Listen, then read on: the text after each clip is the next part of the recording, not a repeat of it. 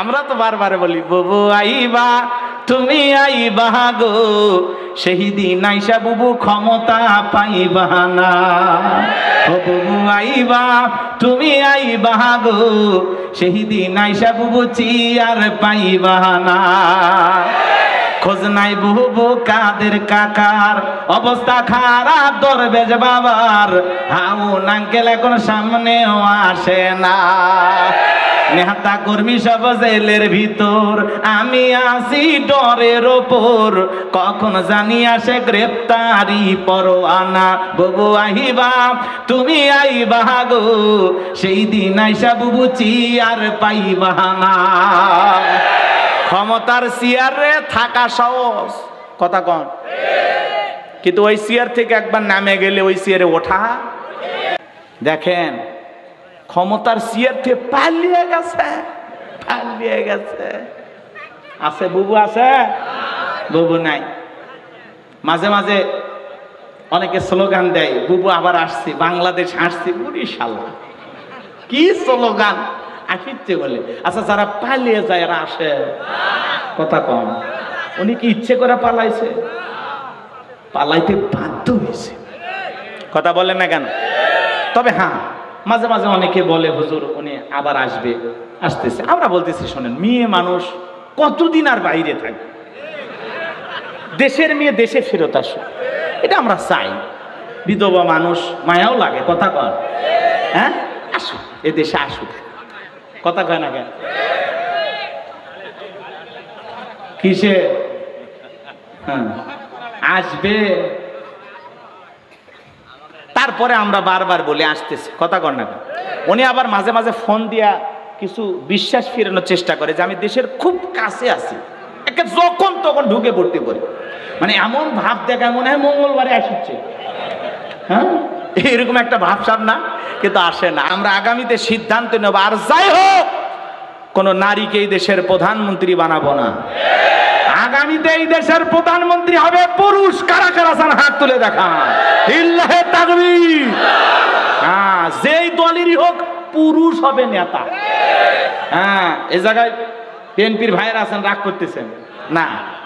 বেগম খালেদা জিয়ার কথা ভিন্ন। উনি দেশ ছেড়ে পালায়নি, উনি অসুস্থ হয়ে দেশে পড়েছিলেন, জেল খেটেছেন, এখনো দেশে আছেন, বাপের বেটি। ওই জন্য ওনাকে বলা হয় আপসহীন দেশ নেত্রী বেগম খালেদা জিয়া, যিনি বলেছেন এই দেশে আমার জন্ম, এই দেশে আমার মৃত্যু হবে। কথা বলে না কেন? ওনার হিসাবটাই আলাদা। এ রুবেলের মাঝে দরজা খোল, বেশি দেরি হলে দরজা ভাঙে ফেলে দিয়া, আজ তোর পিঠের ওপর কি যে হবি রে। ভিতর থেকে বউ বলে এটা স্বামী না সেকেন্ড আজরাইল। কথা কন, কথা কন, কারণ আপনার আমার ব্যবহার অত ভালো না। কথা কন, তোমাদের বউ নাই? এই নাই তো দোয়া করি বাবা, হবে হবে। নাই তো শান্তিতে আসো, আসলেও যে কি জ্বালা পরে ঠের বাবা। এদিকে এদিকে আমার দিকে তাকাও, কষ্ট হচ্ছে? অনেক সময় চলে গেছে তো এদিক সেদিক যেতে পারতেছি না, অনেক কথা মনে জমা আছে, আপনাদেরকে একটু বুঝাবো কিন্তু সময় ওইভাবে হবে না। খুব দ্রুত গতিতে আমি বলতেছি। এদিকে তাকান, আমার দিক তাকান। বইয়ের হাত ধরবেন। কার হাত? এ যুবক কার হাত? বইয়ের হাত। পাশের বাড়ির ভাবির হাত না, ধরলে আবার ঝাঁটা দিয়ে পিটাইবে। বইয়ের হাত ধরে মুসাফা করবেন। একেবারে যদি ময়দান ফাঁকা থাকে কোলাকুলিও সেরে নেবেন। কথা কয় না? স্বামী স্ত্রীর মধ্যে যদি সালাম আদান প্রদান হয়, এই আমলগুলো চালু থাকে, আল্লাহর পক্ষ থেকে তাদের দাম্পত্য জীবনের উপরে আল্লাহর রহমত নাজিল হবে। বলুন সুবহানাল্লাহ। যেই জবান দিয়া স্বামী স্ত্রীকে সালাম দিবে, স্ত্রী সালামের জবাব দেবে, ওই জবানগুলো দিয়া একে অপরকে কখনো গালি দিতে পারবে না। একে অপরের প্রতি শ্রদ্ধা, ভক্তি, বিশ্বাস, ভালোবাসার জায়গাটা আরো বৃদ্ধি পাবে। দাম্পত্য জীবনে সুখ আর শান্তি পেতে গেলে রসুলের কয়েকটি সুন্দর সুন্দর সুন্নত আছে, এই সুন্নতগুলো ঘরের ভিতরে আমল করা লাগবে। স্বামী স্ত্রী দুইজনকে, কয়জনকে? স্পেশাল 4টি সুন্নত। জোরে বলেন কয়টি? আমি কি এখনই বলবো? এলোমেলো হয়ে যাবে। আপনাদের একটু সময় আছে, শেষের দিকে মনে করা দেবেন।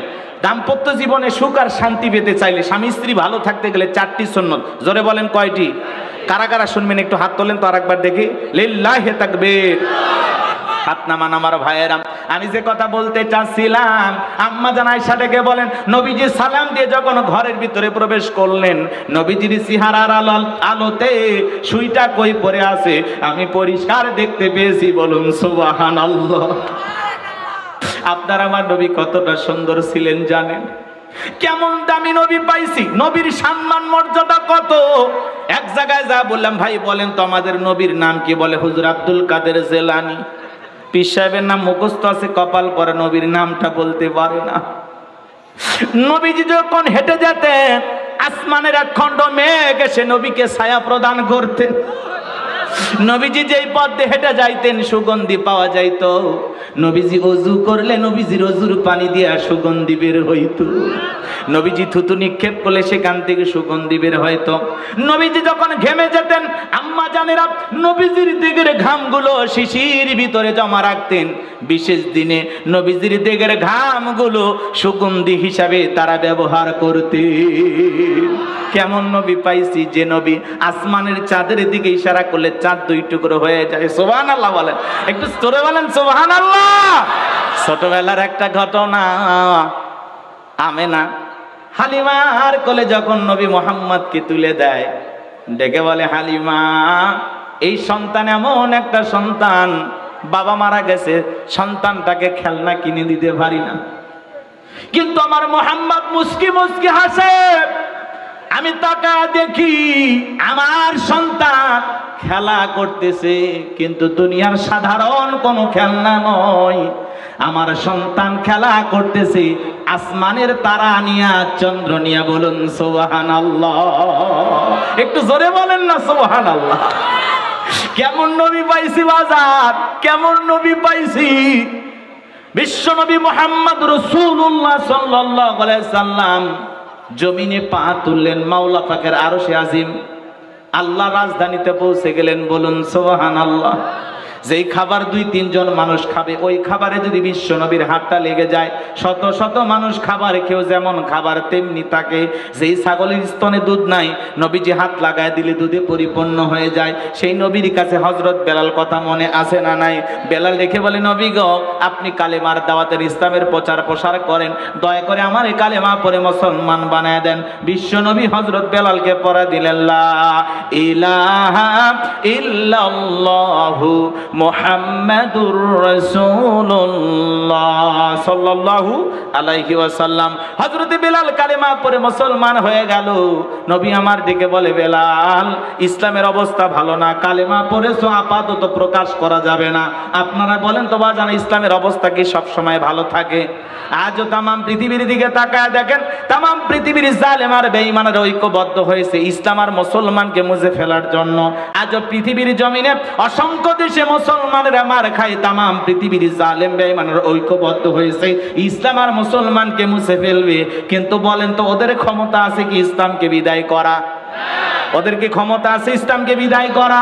বলেন তো, ইসলামের সুইচ আছে কার হাতে?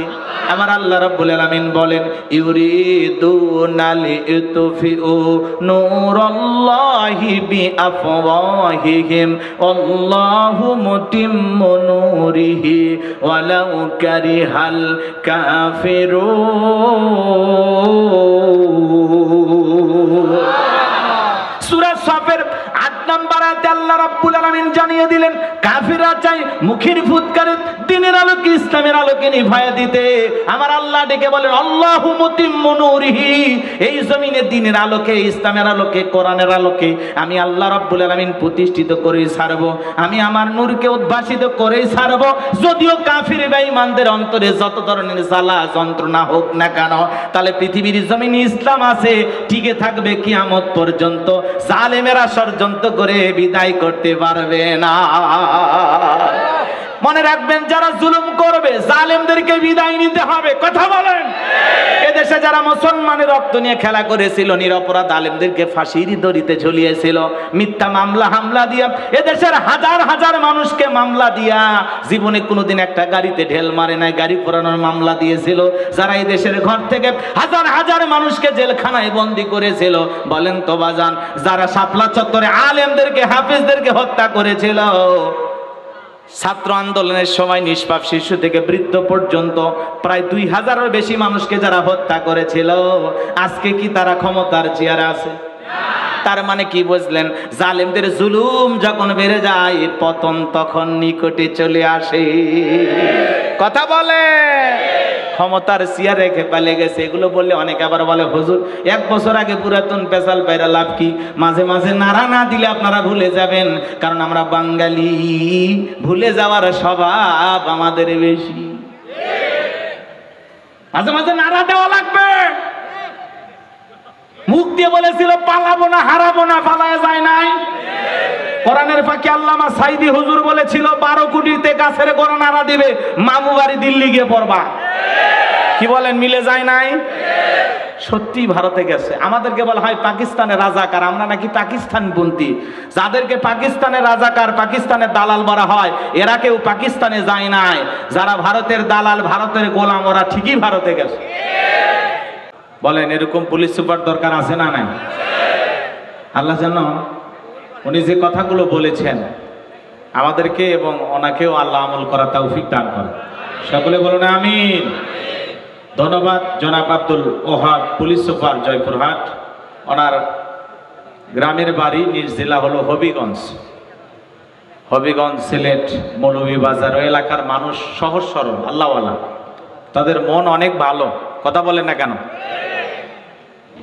ওই এলাকাতে তো শাহজালাল ঘুমিয়ে আছে, তাই না? তো সে এলাকার, সিলেটের পূর্ণভূমি এলাকার মানুষ, আমাদের পুলিশ সুপার মহোদয়, আমরা আল্লাহ তাআলার কাছে দোয়া করছি আল্লাহ যেন তার সম্মানকে আরো বৃদ্ধি করে দেন। যেখানেই থাকেন সততা নিয়ে যেন কাজ করার তৌফিক দান করেন। সকলে বলুন আমিন। একটু জোরে বলেন আমিন। কিছু ভাইরা উঠে গেছেন, কিন্তু ওয়াদা দিয়ে দিয়েছেন 1.5 ঘন্টা থাকবেন। তো যাই হোক, একটু এলোমেলো হলে আসলে বয়ান করা একটু কষ্ট হয়ে যায়। তারপরেও সময় পরিস্থিতি আমাদেরকে মেনে নিতে হয়। উনিও আমাদের মেহমান, যেহেতু উনি প্রধান অতিথি, তাই না? উনি প্রধান অতিথি, আমি প্রধান বক্তা। তো যাই হোক, উনি আপনাদের সামনে যেটুকু কথা বলেছেন আমার কাছে অত্যন্ত ভালো লেগেছে। আর আসলে এরকম মানুষই তো আমরা চাই। কথা বলেন না কেন? অতিথি আসলে এরকম বক্তব্য দিলে বক্তার যে কাজ এটা কমে যায়। কি বলেন? উনি যে সময় আলোচনা করছে, আমি যে বিষয়গুলো নিয়ে আলোচনা করব, উনি সেই বিষয়গুলো নিয়ে আলোচনা করছে। তার মানে আমার কিছু কাজ আগায় দিছে, তাই না? যে কয় মিনিট উনি বক্তব্য দিছে, কি এই টাইমটা কি লস হয়েছে? লাভ হয়েছে। শিক্ষা নিয়ে কথা বলছে, কোরআন হাদিস তিলাওয়াত করে আলোচনা করেছে। কথা বলেন, ভালো লাগছে না? এরকম নেতা দরকার, এরকম মানুষ দরকার, প্রশাসনে এরকম দায়িত্বশীল ব্যক্তি দরকার, যারাই মাইক ধরবে কোরআন হাদিস দিয়ে কথা বলা লাগবে। ওই কথা শেষে বলে দেবেন জয় বাংলা, জয় বঙ্গবন্ধু, ও মশান নিলে আর হবে না। কথা বলেন, প্রধান অতিথি হোক আর সভাপতি হোক, যাই মাইক ধরবে কোরআন এবং হাদিস থেকে আলোচনা করতে হবে, তাহলে জাতি পরিবর্তন হয়ে যাবে। কথা বলেন। এই দেশে দেখেন, আমরা গভীরভাবে উদ্বেগের সাথে লক্ষ্য করছি, সরকার প্রাথমিক বিদ্যালয় ইসলাম ধর্ম শিক্ষক নিয়োগের এদেশের অভিভাবকদের দীর্ঘদিনের দাবিকে উপেক্ষা করে এদেশের মানুষকে বৃদ্ধাঙ্গুলি দেখাইয়া সঙ্গীত শিক্ষক নিয়োগের ঘোষণা দিয়েছে। আমরা এই ঘটনার তীব্র নিন্দা এবং প্রতিবাদ জানাচ্ছি। কথা বলেন ঠিক কিনা? আমরা বলতে চাই যে আমাদের কোনো সঙ্গীত শিক্ষকের প্রয়োজন নাই। এদেশের ছেলেরা জন্ম নিয়ে সোনা বন্ধুর গান গায়ে বড় হইতেছে। কথা কন ঠিক কিনা? এমনিতে ইউটিউব, ইন্টারনেটে, সোশ্যাল মিডিয়ার যুগে সন্তানদেরকে ঘরে আবদ্ধ করে রাখা কঠিন হয়ে গেছে। কথা বলে ঠিক কিনা? আবার যদি ধর্মীয় শিক্ষক প্রাথমিক বিদ্যালয় নিয়োগ না দিয়া দিচ্ছে কি? কথা বলে না কেন? সঙ্গীতের শিক্ষক নিয়োগ দেওয়া হবে। তারা এসে সারেগামাপা, নিধাপাকা, হারমোনিয়াম, গিটার বাজান শিখাবে। আমাদের কমলমতি ছোট্ট ছোট্ট কলিজার টুকরা সন্তানদের ভবিষ্যৎ নিয়ে যদি কেউ খেলতে চায়, তাদের বাপ জাত ভাঙা জবাব দেওয়ার জন্য এদেশের মানুষকে প্রস্তুত থাকতে হবে। আমরা কোন সঙ্গীত শিক্ষক চাই না, আমরা প্রত্যেকটা শিক্ষা প্রতিষ্ঠানে ধর্মীয় শিক্ষক চাই। কথা বলেন না কেন? বাংলার শিক্ষক আছে, গণিতের শিক্ষক আছে, ইংলিশের শিক্ষক আছে, মাঝে মাঝে দেখা যায় ইসলাম শিক্ষার কোনো শিক্ষক নেই, ওই বাংলার শিক্ষক এসে মাঝে মাঝে ইসলাম শিক্ষার ক্লাস নেয়, কথা কম। গণিতের শিক্ষক ক্লাস নেয়, মাঝে মাঝে দেখা যায় অমুসলিম শিক্ষকও ইসলাম শিক্ষার ক্লাস নেয়। জাতি হিসাবে আমরা কপাল পোড়া দুর্ভাগা, কথা বলে ঠিক কিনা? এই জনপ্রধান উপদেষ্টাকে বলে দিতে চাই, যারা এই মন্ত্রণালয়ের দায়িত্ব পালন করতেছেন,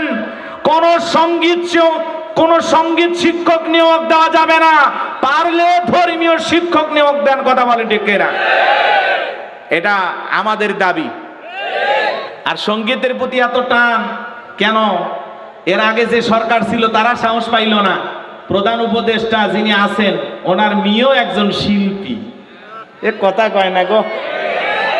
যে উপদেষ্টাগুলো আছেন অধিকাংশ ইসলামকে পছন্দ করে না, কথা বলেন না কেন? এক মহিলা আছে উপদেষ্টা, আমি নাম বলবো না, উনি মসজিদ মাদ্রাসা সহ্য করতে পারে না। উনি আরো বলতেছেন কোন মাদ্রাসায় কি হয় আমাদের দেখা দরকার। ওনারাই আবার পতিতাদের জন্য কয়েক কোটি টাকা বরাদ্দ দিয়েছে, কথা বলেন না কেন? পতিতাদের জন্য বরাদ্দ দিয়েছে, এটা ভালো কাজ না খারাপ কাজ?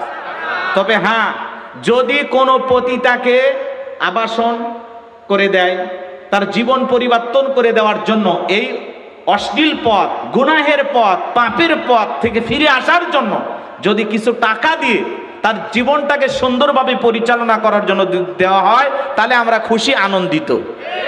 কিন্তু যদি এদেশের অশ্লীল কাজ করার জন্য তাদেরকে উল্টো টাকা দিয়ে আরো গুনাহের দিকে যদি ধাপিত করেন, এই টাকা দেশের জনগণের টাকা, প্রত্যেকটা টাকার হিসাব বাংলাদেশের মানুষের কাছে একদিন দিতে হবে, কথা বলে ঠিক না? তাহলে আপনারা কি চান গানের শিক্ষক নিয়োগ হোক? আমাদের সন্তানদের কি গান শেখানো দরকার আছে না কোরআন সুন্নাহ শেখানোর দরকার আছে? হ্যাঁ, সন্তানদেরকে মানুষ বানাইতে হবে। আল্লাহর হাবিবের কাছে আল্লাহ তাআলা সর্বপ্রথম যে ওহী নাজিল করেছেন, ইকরা বিসমি রাব্বিকাল্লাযী খলাক, পড়ো তোমার রবের নামে যিনি তোমাদেরকে সৃষ্টি করেছেন। আমরা চাই আমাদের সন্তানদেরকে কোরআনের জ্ঞান শিক্ষা দেওয়ার জন্য একজন ধর্মীয় শিক্ষক নিয়োগ দেওয়া হোক। ধর্ম শিক্ষক নিয়োগ দেন, তা না দিয়ে গানের, ওরে শয়তান, কথা বলেন না কেন? কি বলেন? আমাদের ঘরে ঘরে কি গানের শিল্পীর অভাব আছে? সন্তানেরা জন্ম নিয়ে এখন টিকটক করে, ভিডিও বানায়, কথা বলেন না কেন? আর এখনকার যে তার মারসেরা শিল্পী আর যে গান, এই ভাষা মুখে আনা যায়? আগেকার শিল্পী আব্দুল আলিম, আব্দুল্লাহ, কি আব্বাস উদ্দিন, ওই যে শিল্পীর নামগুলো ছিল, কি কি ভালো ভালো গান গাইতো। পরের জায়গা পরের জমি ঘর বানায় আমিরু, গানের ভাষা সুন্দর ছিল না? আমি তো সেই ঘরের মালিক নই। বাউল শিল্পীরা আগে গান গাইতো, একদিন মাটির ভিতরে হবে ঘর, কথা বলেন, ভালো ছিল না? আর এখনকার লাইন সারা শিল্পী ফাইটা যায়, সিরিয়া যায়, তালি দেওয়ার বুদ্ধি নাই, যৌবন একটা গুল্লিপ সিগারেট। এই দেশের অলিতে গান, গলিতে গান বাজতে বাজতে এদেশের মানুষের কান ঝালাপালা হয়ে গেছে। বিদায় আমরা চাই না এই সন্তানদেরকে, কমলমতি শিশুদেরকে এইভাবে বিপদের দিকে ঠেলে দিতে। আমরা আমাদের সন্তানদের নিরাপত্তা চাই, কথা বলেন। আমরা এই ধরনের ঘটনার তীব্র নিন্দা এবং প্রতিবাদ জানাই। আমাদের সন্তানদের বিশ্বাস এবং মূল্যবোধের নিরাপত্তা চাই, কথা বলে ঠিক কিনা? তাহলে ধর্মীয় শিক্ষক প্রত্যেকটা প্রতিষ্ঠানে নিয়োগ দেওয়া হোক। কারা কারা চান এই দাবির সাথে একমত? হাত তুলে দেখান। লিল্লাহে তাকবীর, লিল্লাহে তাকবীর। এই জন্য যারা উপদেষ্টা আছেন, অতি দ্রুত এই গেজেটকে বাতিল ঘোষণা করা হোক, কথা বলেন ঠিক কিনা? সঙ্গীত শিক্ষকের জায়গায় ধর্মীয় শিক্ষক নিয়োগ দেওয়া হোক। এটা হলো এই দেশের 20 কোটি মানুষের দাবি, কথা বলেন ঠিক কিনা? আল্লাহ যেন ওনাদের হেদায়েত দান করেন। গানের শিল্পী, গানের শিল্পী অভাব আছে চাচা? হ্যাঁ, কি মনে করেন ওই চাচাক নিয়ে আসলে পুরাতন 20টা গান এখনই শুনেবি? আমরা গান ছোটবেলা থেকে শুনছি, টেলিভিশনে গান, চায়ের দোকানে গান, এখানে সেখানে গান, হালখাতার মাইকে গান। বেটা গানের শিক্ষকের জন্য কোনো বরাদ্দ নাই, কথা বলেন। এই ফাজলামি বাদ দাও, জাতির সাথে তামাশা করা বন্ধ করো। প্রত্যেকটা প্রতিষ্ঠানে ধর্মীয় শিক্ষককে নিয়োগ দিতে হবে, কথা বলেন ঠিক কিনা? আল্লাহ যেন ওনাদের হেদায়েত দান করেন। আর না হলে যদি এর হিতে বিপরীত হয় আর শিক্ষা প্রতিষ্ঠানে যদি সঙ্গীত শিক্ষককে নিয়োগ দেওয়া হয়, জয়পুরহাটের মাটি রাজপথ কাঁপিয়ে দেওয়া হবে, প্রয়োজনে ঢাকাকে অচল ঘোষণা করা হবে। এই জাতির সাথে তামাশা করার জন্য আপনাদেরকে ক্ষমতা দেওয়া হয় নাই। এদেশের ছোট্ট ছোট্ট শিশুদের রক্তের উপরে দাঁড়িয়ে আপনারা ক্ষমতার চেয়ারে বসেছেন। ছাত্র আন্দোলনের মাধ্যমে, এই গণ অভ্যুত্থানের মাধ্যমে আপনাদেরকে চেয়ারে বসানো হয়েছে কোন দলের দালালি করার জন্য নয়, এদেশের মানুষের আদর্শকে বিলীন করার জন্য নয়। আল্লাহ যেন ওনাদের হেদায়েত দান করেন। অল্পদিন ক্ষমতায় থাকবেন, মাথা বেশি গরম করাবেন না। যতদিন আছেন ভালোভাবে দেশ চালান। দেশে খুন হয়, ধর্ষণ হয়, চাঁদাবাজি হয়, ওই দিকে ওদের মাথা ব্যথা নাই। ওরা প্রতিটার জন্য কোটি টাকা বরাদ্দ দেয়। ওরা স্কুলে স্কুলে সঙ্গীত শিক্ষক নিয়োগ দিবে। হ্যাঁ, এমনি বৃহস্পতি করে প্রত্যেকটা বৃহস্পতিবারে প্রাইমারি স্কুলে গানের আসর আছে না নাই? বৃহস্পতিবারে খালি পড়াই নাই, স্যাররা ডাকে আর কয় তুমি গান গাও। কেউ ইন্দ্রকিশোরের গান ধরছে, কেউ রুনা লায়লা, কেউ মমতাজ। কথা কয় হাই রে গানের টান, কি বলেন? এখন শিল্পীর অভাব নাই, দেশের অলি গলি সে শিল্পী। এদেশের কি শিল্পীর অভাব আছে? তাহলে কি ভাই? ধর্মীয় শিক্ষার অভাব। ছোটবেলা থেকে আমাদের ছোট ছোট কচি কণ্ঠে বাচ্চাদেরকে কোরআন শিখাইতে হবে, হাদিস শিখাইতে হবে। আমার সন্তান যেন প্রতিষ্ঠানে পড়াশোনা করে সে যেন ভালো নামাজ পড়তে পারে, বাবা মারা গেলে জানাজা পড়াইতে পারে। কথা কন, এগুলো শিক্ষা না দিয়া 95% মুসলমানের দেশে সঙ্গীত শিক্ষক নিয়োগ দেওয়া হয়েছে। জাতির সাথে তামাশা করবা আর আমরা আঙ্গুল চুষবো, ওই দিন চলে গেছে দুলাভাই। বেশি মেজাজ গরম করাবেন না। জাতি যদি একবার খেপে যায় 24 ঘন্টাও লাগবে না। অতএব ভদ্র ভাষায় বললাম, গেজেট বাতিল ঘোষণা করে ধর্মীয় শিক্ষককে নিয়োগ দেওয়ার ব্যবস্থা করুন। আল্লাহ যেন ওনাদের এই জাতির আকাঙ্ক্ষা পূরণের জন্য কাজ করা তৌফিক দান করেন। একটু জোরে বলেন আমিন। কষ্ট হইতেছিল আমার ভাইয়েরা, বিশ্বনবীর জীবনী নিয়ে যদি আমি আলোচনা করি, এক রাত দুই রাত কেন, সারাটা জীবন যদি আমি সময় পাই, আলোচনা করে শেষ হবে না। হযরত বেলালের কথা আপনাদের মনে আছে না নাই? চেহারার দিকে তাকায়া বলে, নবী আপনার এত সুন্দর চেহারা, এত সুন্দর চেহারা আমি জীবনে কোনোদিন দেখি নাই। বলুন সুবহানাল্লাহ। আপনার আমার নবী কতটা সুন্দর ছিলেন জানেন? হযরত জাবির রাদিয়াল্লাহু তাআলা আনহু বলেন, পূর্ণিমার রাত আমি রাসূলের বাড়িতে গেলাম, সেদিন তাকায় দেখি চাঁদ উদয় হয়েছে দুইটা, একটা চাঁদ আসমানের, একটা চাঁদ জমিনে। হযরতে জাবের বলেন, আমি একবার আকাশের পূর্ণিমার চাঁদের দিকে তাকাই, আর একবার বিশ্বনবীর চেহারার দিকে তাকাই। হযরতে জাবের বলেন, ওই আকাশের পূর্ণিমার চাঁদের মধ্যে কালিমা দেখা যায়, বিশ্বনবীর চেহারার মধ্যে কোনো কালিমা নাই। ওই আকাশের পূর্ণিমার চাঁদের চাইতেও বিশ্বনবীকে আমার কাছে বেশি সুন্দর মনে হয়। আপনার আমার নবী কতটা সুন্দর ছিলেন জানেন? আম্মা জান আয়েশা ডেকে বলেন, যারা ইউসুফ নবীর চেহারার দিকে তাকাইয়া মিশরের নারীরা ফল কাটতে গিয়ে আঙ্গুল কেটে ফেলে দিয়েছিল, ওরা যদি একবার আমার বিশ্ব নবীর চেহারার দিকে তাকাইতো, শুধুমাত্র আঙ্গুল নয়, আঙ্গুল কাটতে কাটতে, হাত কাটতে কাটতে কখন যে নিজের কলিজা কেটে দুফাক করে দিত, মুহূর্তের জন্য টের পাইতো না। আপনার আমার নবী এতটাই সুন্দর। বলুন সুবহানাল্লাহ। আম্মা জান আয়েশা আরো দেখে বলেন, ও দুনিয়ার মানুষ, তোমাদের একটা সূর্য আছে, আমি আয়েশার একটা সূর্য আছে। তোমাদের সূর্য উদয় হয় দিনের বেলায়, আমি আয়েশার সূর্য উদয় হয় রাতের বেলায়। আল্লাহু আকবার বলুন। আম্মা জান আয়েশা ডেকে বলেন, আমি একদিন সেলাইয়ের কাজ করতেছিলাম, হাত থেকে সুইটা পড়ে গেল, বাতিতে কোনো তেল ছিল না, বাতি জ্বালাইতে পারলাম না। আমি অপেক্ষায় বৈশা থাকলাম। বিশ্ব নবী যখন এশার সালাত আদায় করার পরে ঘরের ভিতরে প্রবেশ করে সর্বপ্রথম আম্মা জান আয়েশাকে সালাম দিলেন। নবীজি ঘরে ঢুকে স্ত্রীকে কি দিলেন? তাহলে আপনি আমি যখন বাড়িতে প্রবেশ করব, নবীর এই সুন্নত আপনার আমার ঘরেও চালু থাকার দরকার আছে না নাই? আজকে বাড়িতে যা বউকে সালাম দিবেন, আসসালামু আলাইকুম রহিমা, কেমন আছো সোনা? ঘরের দরজাটা খোলো না, আমি তোমার লিটনের বাপ, তোমার দিওয়ানা। বউ খুশি হয়ে দরজা খুলে দেবে, কথা বলেন ঠিক কি না? কিন্তু আপনার আমার ব্যবহার এত ভালো না, ঘরের দরজায় যা চিৎকারে মারতে দেয়, এ রুবেলের মা, এ দরজা খোল, বেশি দেরি হলে দরজা ভাঙে ফেলে দিয়া, আজ তোর পিঠের ওপর কি যে হবি রে। ভিতর থেকে বউ বলে, এটা স্বামী না সেকেন্ড আজরাইল। কথা কন, কথা কন, কারণ আপনার আমার ব্যবহার অত ভালো না, কথা কন। তাহলে বাড়িতে যায় নরম ভাষায় বউকে সালাম দিবেন তো ইনশাল্লাহ? হ্যাঁ, বাড়িতে যা বউকে সালাম দিবেন। আশেপাশে যদি লোকজন না থাকে, বইয়ের হাত ধরে মুসাফা করবেন। এই জয়পুর হাটের যুবক কার হাত? এই কথা বলো না কেন? তোমাদের বউ নাই? এই নাই তো দোয়া করি বাবা, হবে হবে। নাই তো শান্তিতে আসো, আসলেও যে কি জ্বালা পরে ঠের বাবা। এদিকে এদিকে আমার দিকে তাকাও, কষ্ট হচ্ছে? অনেক সময় চলে গেছে তো এদিক সেদিক যেতে পারতেছি না, অনেক কথা মনে জমা আছে, আপনাদেরকে একটু বুঝাবো কিন্তু সময় ওইভাবে হবে না, খুব দ্রুত গতিতে আমি বলতেছি। এদিকে তাকান, আমার দিক তাকান। বইয়ের হাত ধরবেন। কার হাত? এ যুবক, কার হাত? বইয়ের হাত। পাশের বাড়ির ভাবির হাত না, ধরলে আবার ঝাঁটা দিয়ে পিটাইবে। বইয়ের হাত ধরে মুসাফা করবেন। একেবারে যদি ময়দান ফাঁকা থাকে, কোলাকুলিও সেরে নেবেন। কথা কয় না?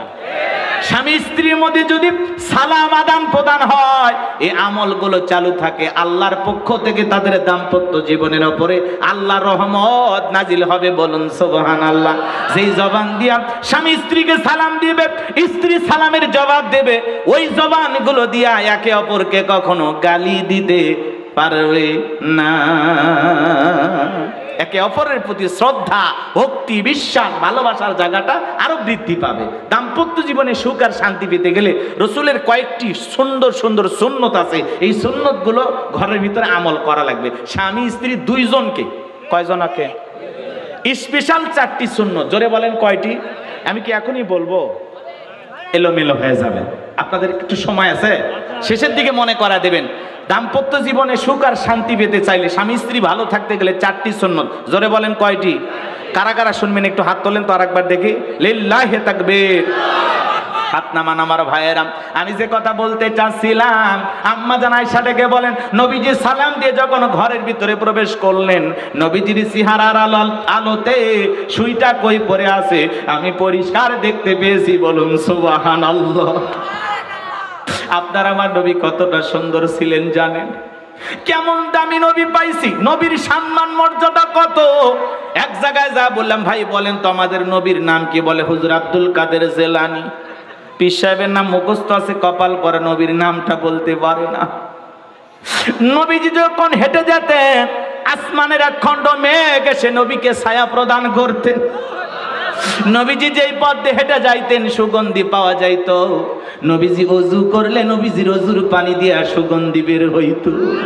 নবীজি থুতু নিক্ষেপ করলে সেখান থেকে সুগন্ধি বের হইতো। নবীজি যখন ঘেমে যেতেন, আম্মা জানেরা নবীজির দিকের ঘামগুলো শিশির ভিতরে জমা রাখতেন। বিশেষ দিনে নবীজির দিকের ঘামগুলো সুগন্ধি হিসাবে তারা ব্যবহার করতেন। কেমন নবী পাইছি, যে নবী আসমানের চাঁদের দিকে ইশারা করলে চাঁদ 2 টুকরো হয়ে যায়। সুবহানাল্লাহ বলেন, একটু জোরে বলেন সুবহানাল্লাহ। ছোটবেলার একটা ঘটনা, আমেনা হালিমার কোলে যখন নবী মুহাম্মদকে তুলে দেয়, ডেকে বলে, হালিমা এই সন্তান এমন একটা সন্তান, বাবা মারা গেছে, সন্তানটাকে খেলনা কিনে দিতে পারি না, কিন্তু আমার মুহাম্মদ মুস্কি মুস্কি হাসে। আমি তাকা দেখি আমার সন্তান খেলা করতেছে, কিন্তু দুনিয়ার সাধারণ কোনো খেলনা নয়। আমার সন্তান খেলা করতেছে আসমানের তারা নিয়া, চন্দ্র নিয়া। বলুন সুবহানাল্লাহ। একটু জোরে বলেন না সুবহানাল্লাহ। কেমন নবী পাইছি বাজার, কেমন নবী পাইছি।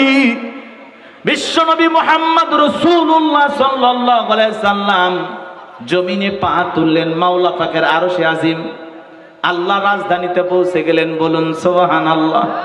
যেই খাবার 2-3 জন মানুষ খাবে, ওই খাবারে যদি বিশ্ব নবীর হাতটা লেগে যায়, শত শত মানুষ খাবার খেয়েও যেমন খাবার তেমনি থাকে। যেই ছাগলের স্তনে দুধ নাই, নবীজি হাত লাগায় দিলে দুধে পরিপূর্ণ হয়ে যায়। সেই নবীর কাছে হযরত বেলাল কথা মনে আছে না নাই?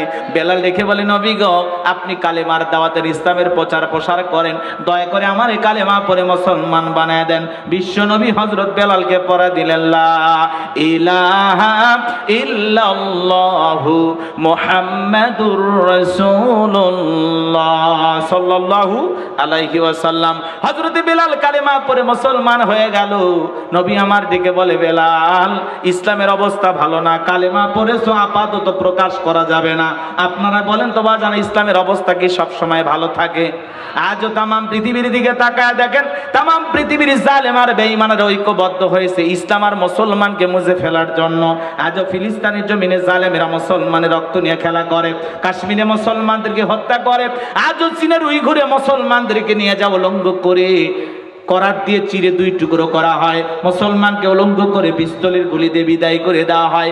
আজও পৃথিবীর জমিনে অসংখ্য দেশে মুসলমানেরা মার খায়, তামাম পৃথিবীর জালেম বেঈমানের ঐক্যবদ্ধ হয়েছে ইসলাম আর মুসলমানকে মুছে ফেলবে।